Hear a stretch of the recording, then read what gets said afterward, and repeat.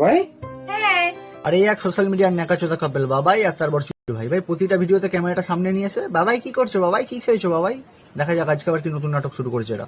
কি নাচছো ভাই? মাংস ভাত মাংস ভাত সেই নাচ তো।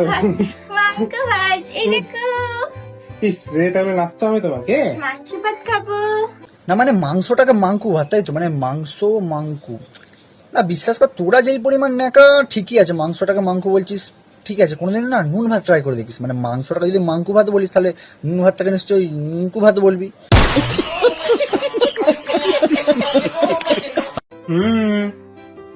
এত নাচ এত নাচ এত আনন্দ এত আনন্দ।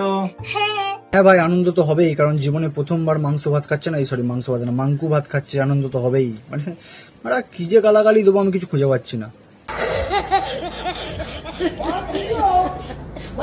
হ্যাঁ, মাংস ভাত আগে এটাকে তাড়াতাড়ি খেয়ে নি।